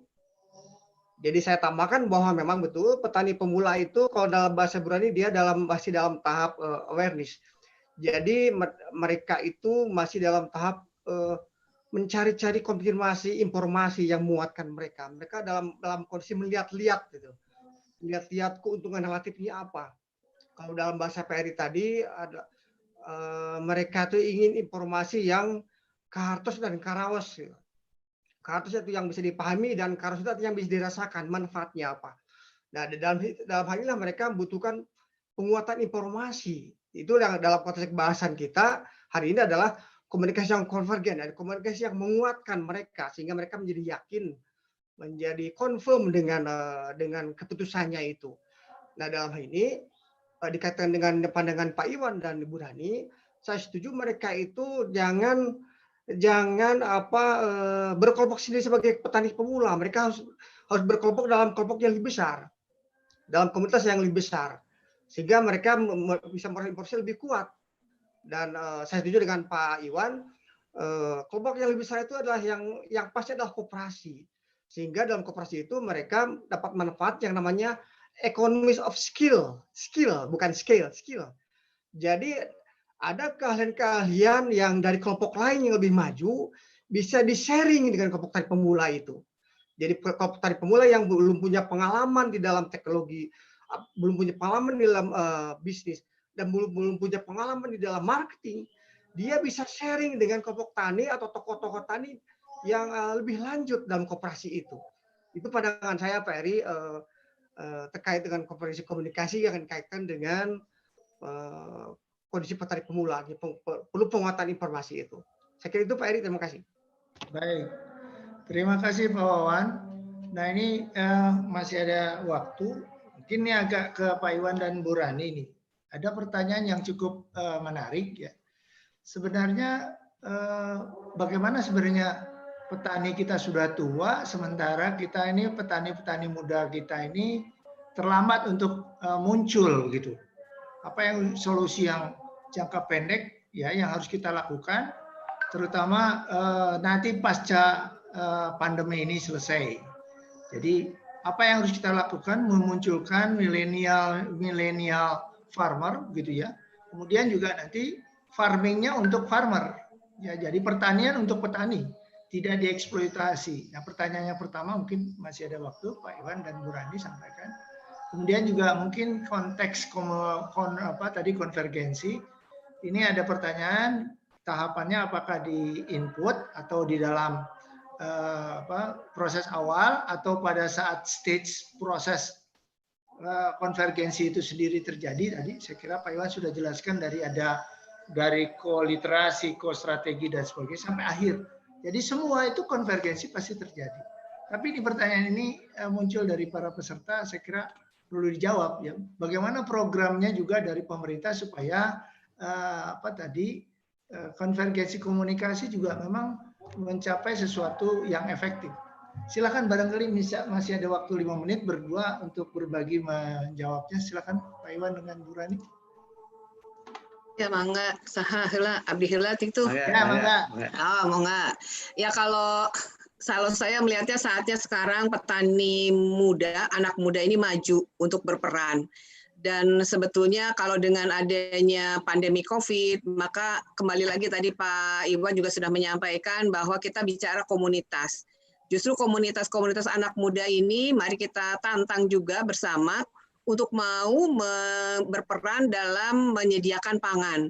Sebetulnya sangat mudah kalau misalnya ada teman-teman petani muda ini juga sudah punya wadahnya, jadi bisa nanti saya bisa memberikan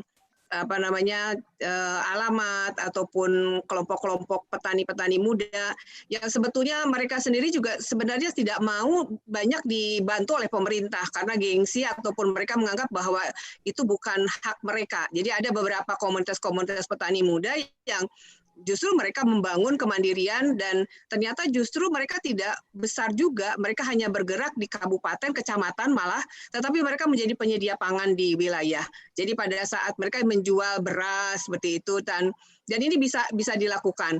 Kalau misalnya di Kementerian Pertanian kami punya apa yang disebut dengan pengembangan wirausahawan muda pertanian PWMP. Jadi ini juga ada programnya, itu semacam competitive grant maksimal 35 juta. Nah, ini biasanya dimanfaatkan oleh kelompok-kelompok petani muda. Biasanya 5-10 orang mereka bekerja berusaha yang ringan-ringan dalam artian belum menjadi satu bisnis yang besar. Tetapi ada di antara mereka justru yang sekarang sudah mampu menjadi supplier dan lain sebagainya. Jadi basis komunitas anak-anak muda ini memang perlu untuk digiatkan kembali, dilirik kembali.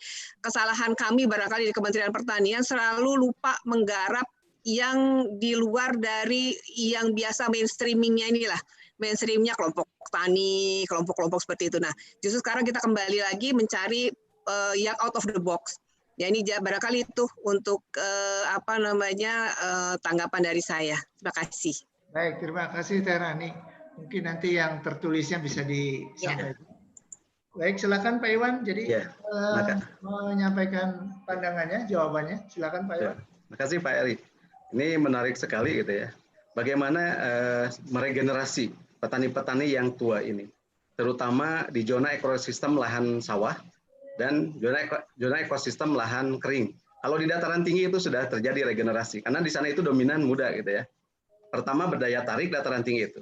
Nah, bagaimana meningkatkan sekarang itu persoalan PR-nya itu ada di sawah gitu ya, yang terkait dengan pangan misalnya.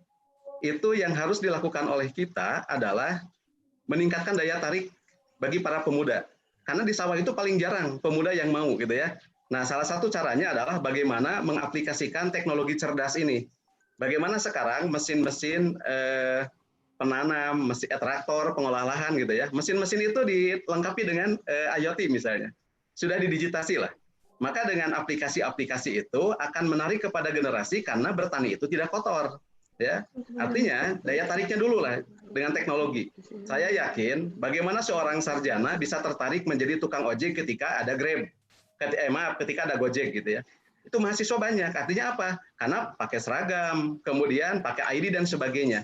Nah, di pertanian pun harus diciptakan seperti ini. Ya, artinya dibuat daya tariknya gitu. Kemudian yang kedua, nah sekarang mohon maaf mudah-mudahan tidak terjadi, tetapi kan faktanya banyak yang di PHK gitu ya. Dan itu biasanya sektor inferiornya itu ada di pertanian. mereka akan balik ke pedesaan. Ini dijadikan momen bagaimana mengelola supaya yang muda ini tidak menjadikan pelarian saja atau hanya sementara, tapi dikelola dengan bagus. Kemudian tadi pertanyaan yang kedua Pak Eri? Yang tahapan ya konvergensi. Iya betul, tahapan konvergensi. Ini menarik. Jadi contoh konvergensi itu ketika sekarang ada harga. Harga itu kan selalu menguntungkan, misalnya sekarang terlalu miring ke pasar gitu ya. Karena petani selalu menjadi price taker gitu ya. Nah, di dalam konvergensi itu terjadi dialog tawar-menawar yang menguntungkan. Kalau posisi untuk di padi sampai saat ini kan monopoli gitu ya, maka petani tidak akan menang. Nah, supaya sekarang bagus, maka dikelola dalam komunitas. Contoh ketika dulu ada percontohan Bu Rani ya Rais Istil itu di Majalaya ya, itu ternyata posisi tawarnya tinggi karena dikelola oleh kelompok, tidak dijual sendirian gitu ya, dipasarkan ketika harga sedang tinggi gitu ya. Nah ini sebetulnya pemahaman bersamanya dibangun di dalam komunitas. Itu contoh satu. Kemudian yang kedua, contoh dengan bantuan untuk COVID-19. Tadi ada beberapa bantuan dari Kementerian Pertanian, itu misalnya bantuan-bantuan di input gitu ya, itu jangan disalahgunakan. Boleh jadi ada yang dijual gitu ya, itu tidak terjadi pemahaman. Tetapi bagaimana sekarang bantuan-bantuan yang sifatnya sementara ini, JPS gitu ya, jaring pengaman ini, itu dikomunikasikan sampai si petani itu betul-betul memahami bahwa ini adalah untuk memproduktifkan pertaniannya. Ada bantuan misalnya tadi, bukan menciptakan ketergantungan baru ketika ada padat karya untuk perbaikan irigasi, tetapi itu hanya sementara. Nah kalau terjadi ketergantungan berarti tidak konvergen. Maka ini diliterasikan ke masyarakat. Nah bagaimana proses komunikasi konvergennya supaya yang tadi itu tercipta, bahwa ini adalah sementara. Yang terjadi kan selama ini, contoh yang paling radikal itu tahun 98. Dengan adanya padat karya, irigasi itu dibiarkan tidak mau diperbaiki ketika rusak. Nah ini sebetulnya tidak terjadi konvergensi, padahal sifatnya hanya pengaman saja gitu ya, untuk menanggulangi kelangkaan lapangan kerja lah. Nah ini harus disampaikan. Jadi semua proses-proses dari mulai input produksi sampai dengan pasar itu membutuhkan konvergensi semuanya. Jadi tidak satu gitu ya, tetapi untuk setiap tahapan itu butuh konvergensi. Yang penting dipahami secara bersama. Itu Pak Eri. Ya, baik, terima kasih Pak Iwan. Pas ini waktunya.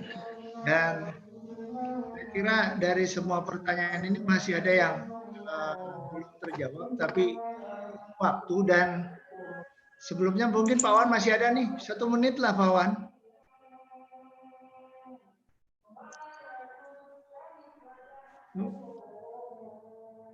Suaranya nggak ada. Suaranya nggak ada. Nah ya, oke. Ada suaranya. Saya tertarik dengan bahasan tentang anak-anak muda tani.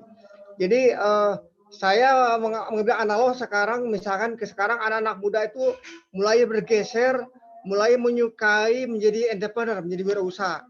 Yang dulu mereka tuh lebih suka ingin jadi teknokrat. Tapi dengan konvergensi komunikasi yang terus-menerus mulai dengan berbagai pendekatan, anak muda sekarang sikapnya mulai bergeser. Banyak mereka yang menjadi pengusaha. Bagi mereka sekarang jadi pengusaha itu keren. Nah, dengan pengalaman itu, mungkin ini bisa juga diterapkan di pertanian. Dilakukan konvergensi komunikasi bahwa bertani itu keren. Sehingga anak muda mereka menjadi bergairah untuk bertani. Mereka punya kebanggaan jadi petani itu. Itu mungkin bisa meniru dari konvergensi komunikasi yang dilakukan di sektor entrepreneurship Pak Eri. Dan itu bisa dikembangkan di pertanian. Bukan itu masukan saya untuk pemerintah gitu. Terima kasih. Ya, baik. Terima kasih Pak Wan. Saya kira kita puas dengan apa yang disajikan oleh para pembicara ini, walaupun waktunya tidak cukup. Dan kami berharap juga ada seri berikutnya yang kita akan bahas lebih tajam lagi, ya agak menohok mungkin bagaimana sebenarnya, apakah media konvergensinya atau mungkin juga konvergensi dalam operasionalnya seperti apa. Nah ini mungkin akan kita bisa tindak lanjuti dari pertemuan ini. Baik, saya kira waktu juga yang membuat pembatas kita. Tapi perkenankan saya untuk mungkin setiap pembicara maupun pendengar ini semua atau peserta bisa menarik kesimpulan sendiri.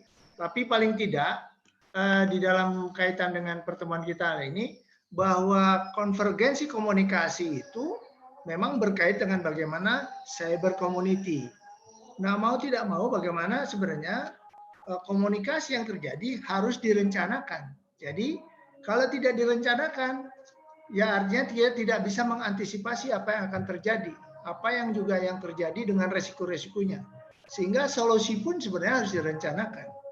Artinya bagaimana mengantisipasi sesuatu yang akan terjadi setelah pandemi nanti, jangan sampai juga petani atau sektor pertanian dikuras atau disedot seperti halnya kejadian yang lalu, atau juga para pemuda-pemuda ini malah ke kota.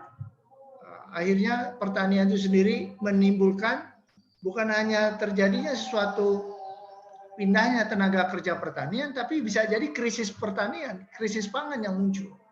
Nah, oleh karena itu konvergensi juga berkaitan dengan bagaimana perencanaan mengantisipasinya. Keseriusan dari semua pihak, petani, bagaimana dia juga mampu mengadopsi, mengadaptasi dan mengakses ya komunikasi virtual yang tersedia saat ini. Jadi konvergensi ini bisa gagal kalau tadi adopsinya rendah, adaptasinya rendah, dan aksesnya rendah. Nah, jadi pemerintah menyediakan itu, akademisi juga menyampaikan bagaimana adopsi supaya konvergensi ini terjadi untuk di tingkat petani dan juga di ekonomi desa, dan juga terakhir bagaimana akses ini. Dengan konvergensi kita memperoleh manfaat, tapi di konvergensi juga bisa jadi ini menjadi suatu bumerang, kata Pak Iwan tadi, gitu ya. Baik, saya kira sudah cukup kesimpulan yang kita bisa dapatkan. Mudah-mudahan apa yang kita diskusikan pada hari ini mencerahkan kita semua, dan terima kasih ke Pak Dr. Wawan, Teh Rani, Dr. Rani, Kang Iwan, Dr. Iwan atas paparannya, dan mudah-mudahan nanti kita bisa lanjut di dalam materi yang berbeda, dan para peserta juga mudah-mudahan apa yang kita dengar pada hari ini menjadi suatu tambahan pengetahuan buat kita, dan juga bagaimana sebenarnya kita mengembangkan, menjawab, memberi solusi kepada keadaan yang memang kita hadapi saat ini, terutama pasca pandemi nanti. Langkah-langkah strategis, antisipatif, kemudian adopsi dan adaptasi terhadap konvergensi komunikasi ini harus kita lakukan. Saya kira demikian, dan dengan segala kekurangannya, saya pribadi dan lembaga kami dari Institut Manajemen Koperasi Indonesia mohon maaf atas segala kekurangannya. Mudah-mudahan kita bisa bertemu di lain kesempatan, dan pada saat ini kami juga mempersiapkan untuk Dies Natalis kami yang ke-38. Tanggal 8 akan ada webinar internasional mengenai koperasi, dan bisa kita lakukan dengan lebih baik lagi. Terima kasih Pak Rektor, Pak Pimpinan, demikian juga rekan-rekan, baik yang dari luar kota, dari luar Jawa, dari akademisi dan dari koperasi juga demikian, dari para petani juga di sini ada. Terima kasih dari rekan-rekan sejawat saya yang juga hadir. Dengan demikian, selamat berbuka puasa dengan ucapan hamdalah. Alhamdulillahirabbil alamin. Webinar ini ditutup dengan resmi. Terima kasih Teh Rani, terima kasih lagi Pak Iwan, terima kasih Pak Wawan. Assalamualaikum warahmatullahi wabarakatuh. Waalaikumsalam warahmatullahi wabarakatuh.